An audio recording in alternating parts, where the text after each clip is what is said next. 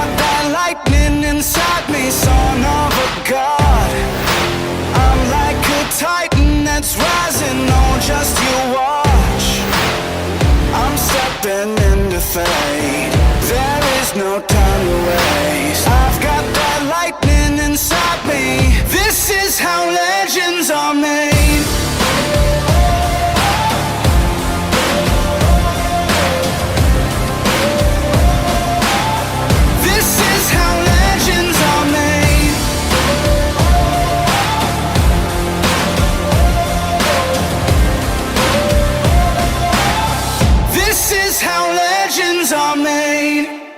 What's up, everyone? Welcome into the Round 6 podcast, the most violent podcast in sports. We are your hosts, Keaton, Cordell, and Jake Smith, coming to you live from Fort Worth, Texas, and Denver, Colorado. The UFC is back in action this week from Paris, France, their first trip ever to the country. I'm super excited. It's an absolutely stacked card. Some fights are kind of flying under the radar a little bit, but nonetheless, I'm excited to see the UFC back in action this Saturday. But as always, we got to start with the Contender Series, Jake. We saw a really good slate of fights on Tuesday, a lot of good fighters, a lot of good finishes. But for me, the two that stood out the most are the last two fights on the card. So we had Demetrious Johnson came out guns blazing, locks up a guillotine choke at only 47 seconds of round number one, and just, kind of shook the world a little bit. That guillotine found a home so fast. But the shining star for me is without a doubt going to be Yusaku Kinoshita.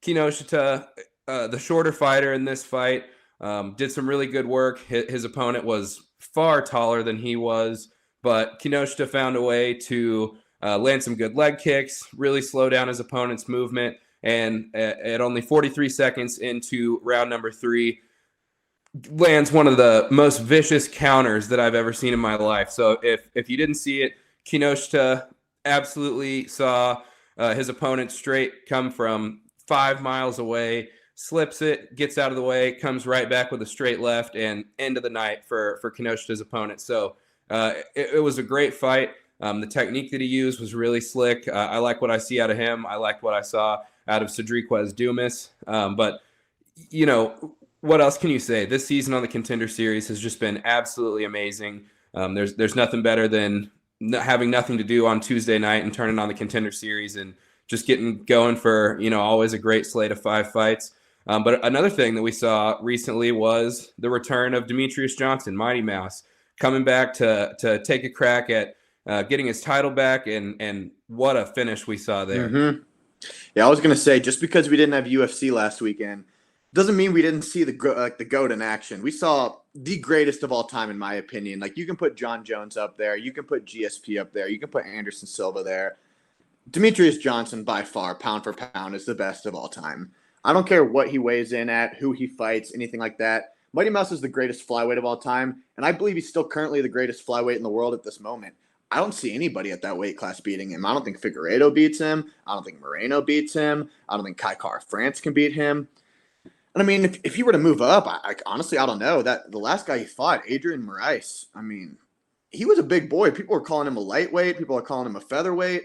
I could see Mighty Mouse competing with just about anybody in the top 5 in all 3 of those divisions, to be honest. And I would like to take a look back at the knee as well that he got the finish with. If you look at the first time these two fought in one championship, sure, Mighty Mouse may not have known the exact rules coming from the UFC, where when you're a grounded opponent, you're not allowed to be kneed to the head. Whereas in Japan with one championship, that's fully legal. You can do all that kind of stuff. So he took his first loss there to a knee while he was grounded. But he got the rematch in this fight. And watching it, it looked like he had a mission. It looked like he wanted the knee to be the finish as well. He slips the hook, comes back with another of his own, and you see Moraes. He's going down. He's falling back. He's taking steps back towards the cage. And Demetrious Johnson is just following him. He's just stalking him there. He could throw punches. He could unleash. He could take him down and finish the fight. But he waits, and throws that left knee and puts him down right there. It was beautiful. It was poetry in motion. I mean, you couldn't have asked for a better knockout, a better way to get the finish than that, in my opinion. And he's still the greatest of all time. Yeah, I completely agree with you on that. And he's such a well-rounded fighter. So it doesn't matter where the fight goes. DJ's always going to be in it. He's always going to be looking for a finish, pressing the action. And that's something that I love seeing from any fighter, but especially fighters at the top of their respective divisions in any organization. And another thing that I think stood out to me with that finish in particular this past week was just how slow he took it. Like, if you watch it in real time, like most finishes in fights, sometimes you can see a guy that almost looks, no, I don't want to say uncomfortable, but looks like they're trying to get the finish. And DJ really looked like he was just waiting for the finish to come to him. I mean, you see him kind of feint a knee or a kick, followed up with a couple good shots with the hands, and then just like you said, just stalking his opponent, walks him down and finds the knee to get the finish. It for me, that shows me that you're like at the top of the game in terms of experience. Like, yeah, when you're able to take it slow, and you know, a knockout shouldn't look slow, but it almost looks slow, but not in a bad way. Like, I say that to say this, in that when you've got a guy with that much experience, a fight to them seems slow. Like, that doesn't seem like it's bang bang, it's happening real quick. That fight to them is almost like slow motion, I would say, because of the experience and because of kind of the IQ that they have coming into any given fight. So that knockout was ridiculous for me. Yeah, I agree. It's just totally unmatched fight IQ. It's something almost no one else has. Like, no one has the experience that he has. 11, 12 UFC title fights. I mean, he's fought Henry Cejudo twice, another guy with one of the highest fight IQs there is. Now they're pretty good friends. They talk all the time. I saw Cejudo called him after the win. I mean, just because he's not in the UFC does not mean he's still not at the top. And, like, I fully believe, had he come into the UFC maybe right now when people are actually interested in the lighter divisions, I mean, he might be the biggest star in the world at the moment. But he was back then when not a lot of people cared about the 125ers. It was just tough to get fights. It was tough to get eyes on the sport. But it doesn't mean he's not the best out there. Yeah, I couldn't agree with that more. But I don't see why we need to kind of deliberate on this one anymore. Great fights we saw over the course of the last week, but let's get into it. UFC Fight Night Gane versus Tuivasa comes to us live on Saturday from Paris, France. A historic first trip for the UFC to the country of France and to Paris. And we've just got a whole slate of French fighters on this card. I think it's really good for the sport and really good from a business standpoint to get into these new markets and to put a lot of their favorites on the card. You know, obviously at the top of the card, you've got Cyril Gane, who's just emerged as a terrifying heavyweight and one of those guys that's like a next generation heavyweight, if you will. But all throughout the entire card, top to bottom, French fighters are kind of sprinkled in there. And I think that's a huge, like, just a great decision on the UFC's part. We're coming to Paris for the first time. We got to throw some French fighters on the card. And it just makes all the sense in the world to me. But, Jake, what are you looking for on these prelims and on this fight card in general? Yeah, just to piggyback off that, like, it's an untapped market, basically, for the UFC. I don't think MMA has been legal for that long in France. Definitely not very long at all. I know when Francis Ngannou had first started in Paris, he couldn't even fight MMA yet. The rules weren't established basically yet. And same for Cyril Gane. There's a reason he was doing kickboxing for so long. Like, they didn't have MMA for them yet. So it's an untapped market that the UFC is trying to break into. And what better way than to host a fight card out there with all the new fighters on it. But let's break into the card. One of the top French people that I'd like to see is Benoit Saint-Denis, the God of War, sitting at 9-1 with 1 no contest. This guy is an absolute animal. Fighting Gabriel Miranda, who's been pretty lackluster, doesn't have a lot of fights. I believe he's been sitting out for about a year now. Saint-Denis is a finisher. The God of War is a perfect nickname for him. I believe he only has 1 decision in all 9 of his wins. Everything else coming from submission, basically. He's got arm triangle, rear naked, knee bar, arm bar, guillotine. He has 1 finish, basically, by TKO punches, which was a takedown ground and pound that he could have just subbed anyway. This guy is an absolute animal on the ground, and I don't see Gabriel Miranda having anything to do with him. No, I couldn't agree with that more. And one thing that you look at with not necessarily like all fighters in general, but new fighters. Benoit Saint-Denis obviously only has 2 fights in the UFC thus far. One thing that you kind of wonder is, what do they bring to the table? What experience do they have outside of the UFC? And for a lot of guys or girls for that matter, you're looking at the record, in amateur fights, professional fights leading up to this. But I think one thing that Benoit Saint-Denis, brings to the table in any of his fights is that he used to be, I don't exactly know the name of this branch for the French military, but he used to be like the French military's equivalent of a Navy SEAL in the United States. Yeah, whatever that is over in France. Benoit Saint-Denis is just a killer, man. Like you never have to wonder, or you never have to worry about him, not having heart, not having the will to win in any fight. And that's no more apparent than his first fight in the UFC over in Abu Dhabi. All respect to Benoit, but he's just kind of getting walked through, and that fight should have been stopped probably 20 different times. And the ref, I don't know his name. I should know his name, but he was later removed from the rest of his assignments on that card because he failed to stop the fight in so many different circumstances. I do remember that. But Benoit just didn't stop. Like, he kept getting up. Like, there's so many guys that I think would have just laid down there and not tapped or anything to strikes, but guys that just wouldn't have gotten up off the canvas. And Benoit Saint-Denis, every single time he got put down, looked up at the ref. The ref, wasn't going to stop it.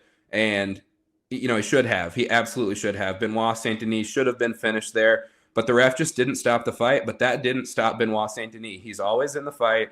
He never thinks that he's down and out. And to me, that's kind of a product of his experience in the military and the training kind of just taking over when you're in those bad situations. So I love Benoit Saint-Denis here this weekend. I think he gets it done. See, I wasn't aware of that, the military background, which just to throw it out there, that makes the origin of his nickname terrifying to me. Like, did that come from MMA, or is this man a legitimate god of war? Like, what did he do?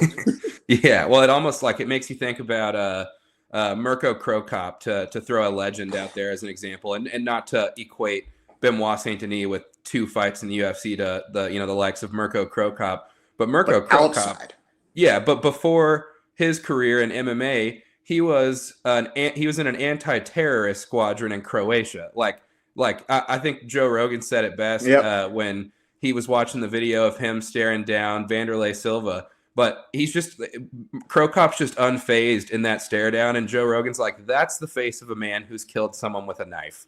And we don't know what Benoit Saint-Denis has or hasn't done outside the octagon, so who's to say he hasn't either, It is the French. We don't know. We don't know. However, he'll prove me wrong probably. Oh, no doubt. No doubt. I hope he proves all of us wrong. And then moving into another bout in the prelims, we have Nasruddin Imavov versus Joaquin Buckley. I know this is a fight you and me both like because we have been following Joaquin Buckley quite a bit. A little bit because we're both fans of Kevin Holland coming from Fort Worth, and we love to see his son go to work. But everyone he fights, and all of his fights as well, they're great fights. Like, one, he's fun to watch in the cage. He's an entertainer in there. You've seen it with the donkey kick. You saw it just with the absolute war against Abdul Razak Al Hassan. He's just a fun fighter to watch. Do I think he can get it done against Nasruddin Imavov? I'm not sure, but I mean, that's something we're just gonna have to see.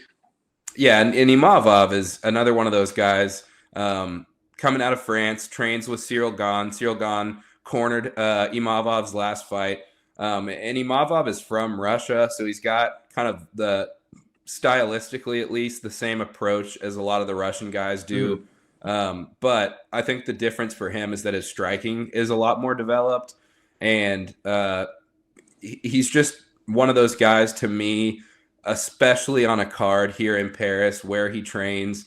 Like, you've got that much more motivation to come out there and get a win. So personally, I would think Imavov gets it done, but Buckley's got knockout power. We've seen his cardio has come a long way. He's not gassing in a lot of his fights. And so this fight's just going to be a great fight all around. I'm not necessarily mad no matter who wins, but I just kind of have a feeling that Imavov is gonna get a victory here. Yeah, and I think he's really coming for blood in this one too. He's on a pretty decent win streak, beating the likes of Ian Heinisch and Edmund Shabazian. and he was supposed to have a fairly big outing this year at UFC 273 against Kelvin Gastelum. That fight did get called off the card, and now he's sitting back fighting in France against Joaquin Buckley. It's a step down in competition, maybe not in terms of actual competition, because Buckley is a good fighter, and Kelvin Gastelum has been on the way out maybe a little bit. But in terms of just the magnitude of the fight, I would say he almost had a pay-per-view fight against Gastelum. That is a kind of fight that skyrockets you in the division. So he's coming for blood in this one, especially fighting at home. This is just a big story for him. He wants to go up at this point. Yeah, I completely agree with all of that. But let's move into this main card. We've got Charles Jourdain, Nathaniel Wood, William Gonis and Yarno Aarons, Nasrat Haqparast and John Makdessi, Alessio Di Chirico, Roman Kopylov, and then the two fights at the top of the card, Rob Whittaker versus Marvin Vettori and Cyril Gane versus Tai Tuivasa. I'm excited about all these fights. I love anytime Charles Jourdain steps into the octagon. I love, obviously, watching Robert Whittaker go to work. And then how could you not be excited for this main event? So what fights are you looking for on the main card that you think are going to stand out and you think people should be kind of on watch for? I mean, the fight I'm looking forward to more than anything is the Robert Whittaker versus Marvin Vettori fight. That fight's just going to be an absolute banger, in my opinion. We don't see Vettori go down. The man's got a chin of granite, or granite, as Michael Bisping would say. But with Whittaker's striking pedigree, like it's a fight that I just don't know what's going to happen. Like, can Vettori just continue to eat every shot that Whittaker throws? And we're going to see Whittaker pull off techniques that we've been talking about in past podcasts. You see Whittaker do those following tracer kicks all the time. But he does it on the other side. He likes to throw that jab, cross, and follow that right cross up with the high kick. It's a move you see TJ Dillashaw do as well with the Bang Muay Thai fighters. It's a style that Vettori has not had to face yet. And it's just going to be interesting to see. And we know Whittaker can wrestle. We know Whittaker's got jiu-jitsu. He just opened up a Gracie Baja gym out in Australia. So it's not like Marvin Vettori's wrestling pedigree is going to outdo Robert Whittaker. This is just a fight that, in my opinion, I think Robert Whittaker is going to show the world why he is the number one contender to Israel Adesanya, but the number 2 middleweight in the world. And I don't see any change in that personally. No, I would tend to agree with that, especially because, as you mentioned, Robert Whittaker's been in there with everyone. You know, he's seen Yoel Romero for 10 rounds. He's seen just some absolute savages in there. And I think Marvin Vettori is a good fighter, don't get me wrong. But when you kind of add up all of the different techniques that he's seen, all of the different styles that he's seen, I just don't think Marvin Vettori brings anything different to the table that you can point at and say, okay, well, you know, he's got all of this going for him, but at the same time, Robert Whittaker hasn't faced this, or Robert Whittaker hasn't faced that, because Whittaker's seen it all. He's been in there with pretty much everyone that you can think of in the middleweight division that's still active right now. And I just don't think Vettori brings enough to the table. You know, we saw him just get shut out by the champ, and you know, obviously Robert Whittaker got finished by the champ, but I think that also kind of lends itself to Vettori's chin versus Robert Whittaker's chin. Vettori's obviously just built like a gargoyle that should be on a castle rampart. But I think this one's probably going to go to a decision. You know, who wouldn't love to see a finish here? But I think this one goes to a decision. I think Whittaker gets it done.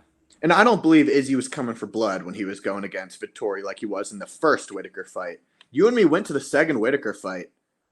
There were a lot of people in the stands who aren't even sure Izzy won that fight, actually, on that point. So it's not like Robert Whittaker has this chin that's just going to be destroyed. And it's not like Robert Whittaker is not one of the best in the world still. Other than his losses to Izzy, which the second one could be a controversial loss, he hasn't lost to anybody other than Stephen Wonderboy Thompson in 2014. It's been nearly 10 years since he's lost, other than to Israel Adesanya. Sure, Vettori, you can kind of say the same. It's just not the same, though, in my opinion. Like you said, Robert Whittaker has been in there with absolutely everybody. He's gone 10 rounds with Yoel Romero. He's beat Jacare Souza. He's beat everybody there is in the division at this point. I don't see Vettori having anything for him personally. No, I think you're spot on with that. And then let's get to the top of the card here. I'm super excited about this one, and we talked a little bit about it on last week's show, but how could you not be excited for Tai Tuivasa to get this opportunity And how could you not be excited to see Ciryl Gane potentially bounce back from a loss to Francis Ngannou, the champ? This fight is crazy to me. I think it's probably easy for a lot of people to point to Gane and just say he's going to outpace him. He's going to, the technique is going to kick in, and that's what's going to get it done. But I don't think it's that easy, to be quite honest. I think Gane definitely has a path to victory that makes sense for him. But Tai Tuivasa is a lot better than people give him credit for. I don't think people realize how much Tai Tuivasa works when he's not only not in camp, but when he's in camp training for a fight, especially a fight of this magnitude. Obviously, he picked up camp from Western Sydney, moved it out to Abu Dhabi to kind of cut down on the partying a little bit. And that's paid dividends for him over these last few fights. And I think people look at Tai and they see a guy who just wants to go in there and brawl and hope that he lands a power shot. But to me, Tai Tuivasa is a guy that's a lot more technical and a lot more experienced and knowledgeable about what he's looking for than people give him credit for. So I don't think this is a walk in the park for Gane at all. I think that he's got a real contender in front of him in Tai Tuivasa, even though the betting line doesn't necessarily reflect that. I think this is going to be a great fight. I don't think either guy has an easy fight here at all. No, yeah, Tai absolutely, and he's going to be the first one to admit it, absolutely started his career as a brawler. No technique. He's just going to swing and bang. I mean, he was a brawler, and he started out 3-3 in his career. And since then, he's had quite a resurgence. He hooked up with the Hickman brothers out in Thailand. He's been training out in Bangtao a little bit right before he moved out to Abu Dhabi, just to get his weight down, he says, but also to get a little crispier on the technique, on the striking, all that. Tai is just a different animal these days, and this is your typical, like, just because he's not a brawler doesn't mean this still isn't your typical striking kickboxer, technical kickboxer versus brawler fight. I think Tai is going to be able to stay in there, stand right in front of Ciryl, take some of his heavier shots, and deliver right back, just like he did against Derek Lewis. I mean, he stood in there and took some of the heaviest shots I've ever seen from the king of knockouts, the knockout artist. I mean, Derek Lewis, when he lands a right hand, he puts you out. And Tai was eating them, staying right in the pocket, throwing little short elbows. I mean, he's technical. Like, he is actually a technical fighter now. That elbow that he knocked out Derek Lewis with, I mean, that was a disgusting elbow. Yeah, we were at that fight live. Yeah. I'm never going to forget. And we had a good view of it too. We were down in the lower bowl of the Toyota Center in Houston when Tai got that knockout. And it was on like the opposite side of the cage from where we were sitting. So we had a great view of it. And I'm never going to forget watching Tai land probably one of the shortest elbows I've seen, and Derek Lewis just face plant. I love Derek Lewis. Both of us are from Texas. How could you not? But ultimately, Tai goes in there and gets it done. And I mentioned this last week on the show, but I think it makes even more sense to mention on Tai Tuivasa Fight Week. But Chael Sonnen said it right. He was not prepared to say then that Tai Tuivasa waking up on Sunday, the morning after that fight, was the number 3 heavyweight in the world. And how wild would it be for Tai to get a win here over Ciryl, and Tai's in line for a title shot against Ngannou? I mean, he can do it. It's not like outside of the realm of possibility for him. So either way this fight goes, I think it's wild. Obviously, if Ciryl wins, it potentially sets up a rematch with the champ Ngannou, and that's got a whole storyline, and they have history. But wouldn't you just love to see Tai Tuivasa get a title shot? I mean, that would be one of, like, I don't want to call it an underdog story because Tai's worth is wild, but like a guy that no one pointed to 18 months ago and said that guy's going to fight for a title within the next 2 years. And it's crazy. And I would love to see it, honestly. Like, I'm not against it. And he's perfect for the UFC right now as well. Like, Dana White's getting big with all this Nelk stuff, with the Happy Dad, with Steve will do, all those guys and everything like that. Tai is the perfect mix for that. He's an entertainer. He comes out to a banger every time, whether it's girls just want to have fun, whether it's Barbie girl. Like, he's an entertainer when he comes out. He's an entertainer when he's in there. His striking, his brawl style, just everything about him is entertainment. And then if he gets the win, you got somebody tossing him a shoe, tossing him a beer, and he's just going to hit that shoey every time. Like, could you imagine seeing him get a title? Like a title win, they put the belt around him. He gets on the cage with the belt, does a shoey. I mean, come on now. Like, it's pure entertainment. It's something the UFC kind of needs right now. Well, and I think you hit the nail on the head there, because if I remember correctly, and we might, I don't know, we might have a video that proves that this happened. Don't but recall. He is an entertainer. And if I remember correctly, when we were in Houston, he might have got a member of this show to do a shoey at the same time that Ty did, just out of excitement. But Who? we'll see. We'll have to go to the archives, see if we have any video to back Who? that up. Who did that? But I seem to remember one of us doing a shoey right after Ty got that win. I can neither confirm nor deny. Maybe the video will. But All I know is, if he does it again this weekend, a shoey will happen on next week's episode, and that is a fact. yeah, A absolutely. fact. As it should. But without further ado, let's get into our bets. Let's start throwing some picks out there. You and I spent some time on the phone leading up to this week's episode talking about who we wanted to pick, having a good bounce back week from our last fight card. So let's get into it. Let's start with our dog of the week. Jake, who do you got? So this week's dog of the week, we're taking Stephanie Egger inside the distance.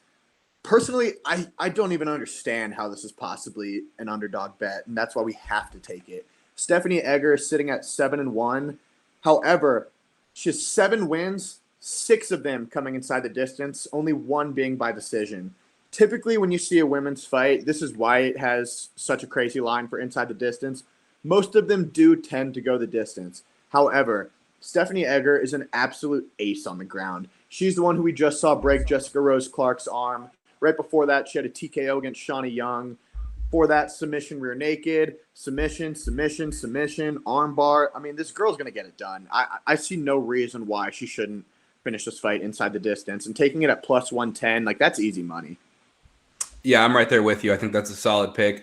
Great choice for dog of the week. You know, our goal is to kind of pick dogs of the week that are super competitive, that we think have a lot of value, and I think we've done that here. So moving forward, let's go into the hammer of the week.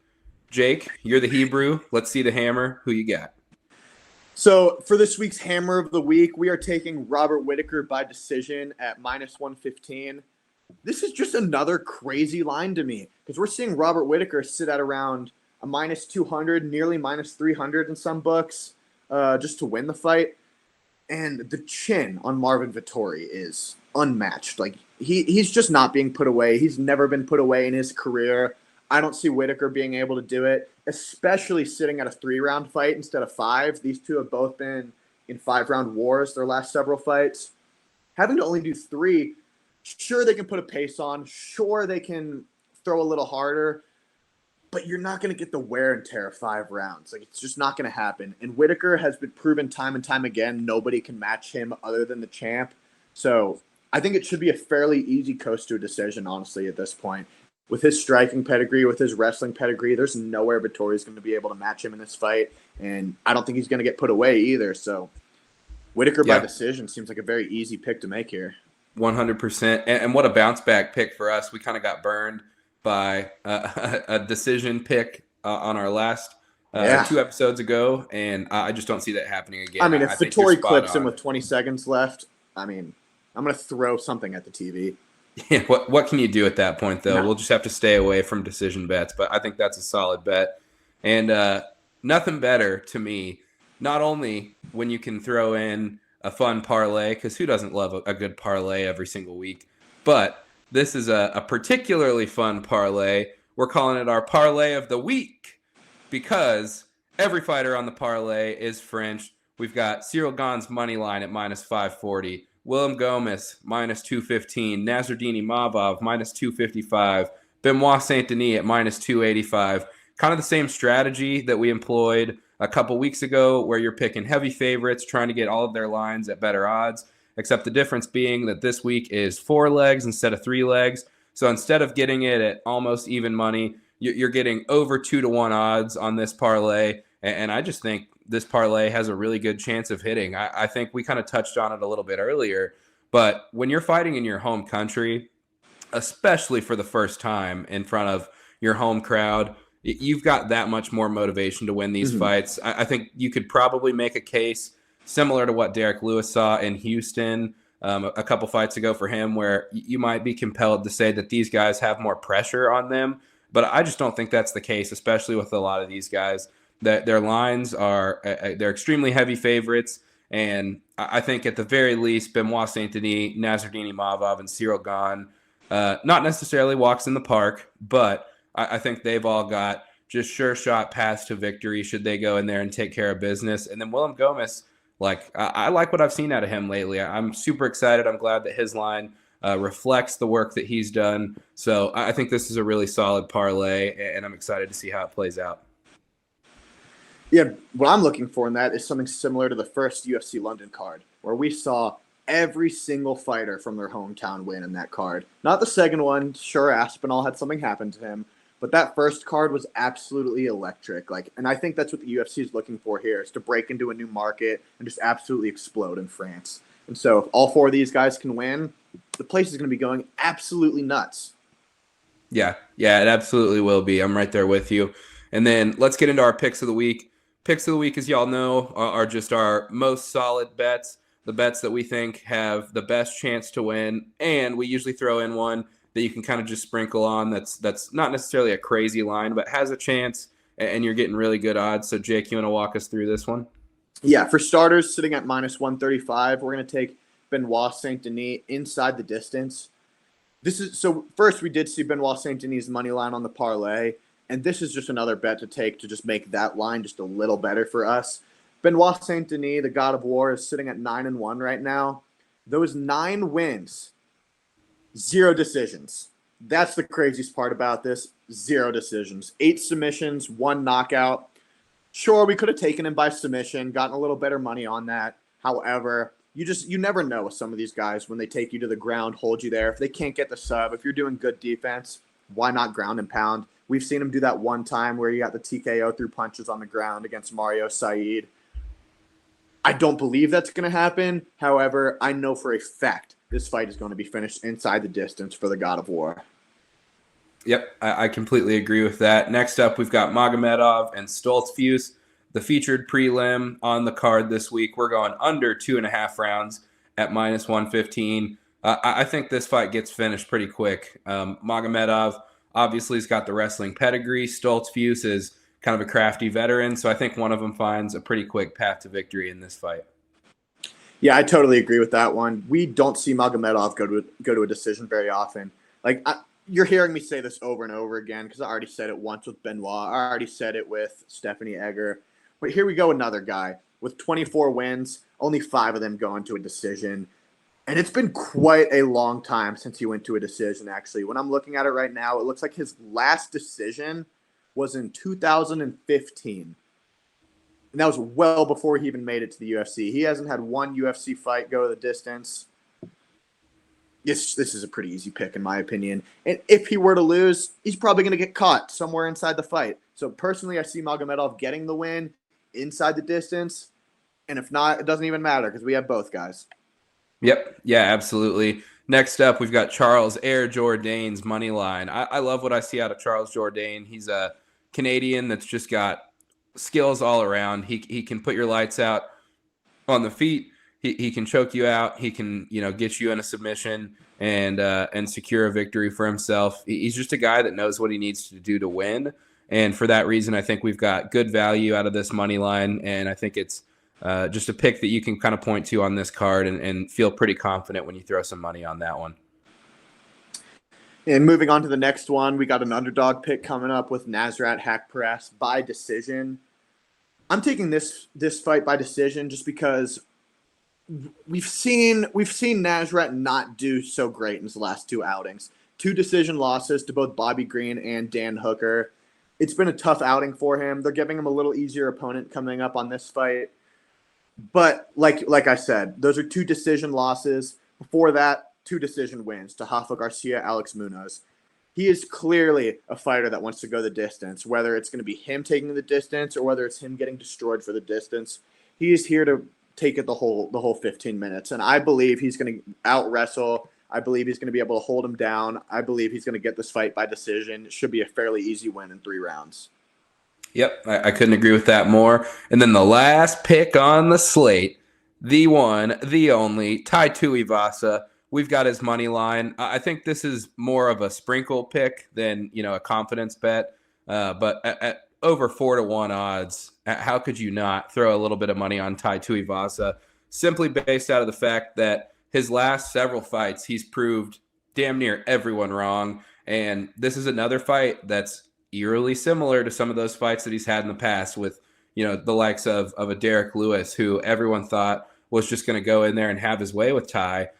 I say no. I say that Ciryl Gane has a real challenge ahead of himself this weekend, and it's worth a sprinkle at plus 420. You might as well throw some money on it. And how much better are you going to feel about Tai Tuivasa when he's up there on the cage doing a shoey after a win, and you look at your slate of your bets on the weekend and you see that a plus 420 underdog cashes? So without a doubt, in my opinion, that's worth a sprinkle. Oh, absolutely. I mean, we saw him take some of the heaviest shots we've ever seen from Derek Lewis and just give it right back. Those are shots Ciryl Gane does not physically have the power to do. Like, if Ty didn't get put away from Derek Lewis, I don't think Ty's going to get put away from Ciryl. I think Ciryl has the movement. I think Ciryl can dance around him. I think Ciryl can outstrike him, outclass him, move around. But at plus 420 and a puncher's chance in 5 rounds, I mean, come on now. Like, come on. All it takes is one. Yeah. I 100% concur with that assessment there. So those are our picks. Make sure you hammer them, get them in early, get them at the best odds that you can. And I think that about wraps us up for this week. I'm super excited about this card.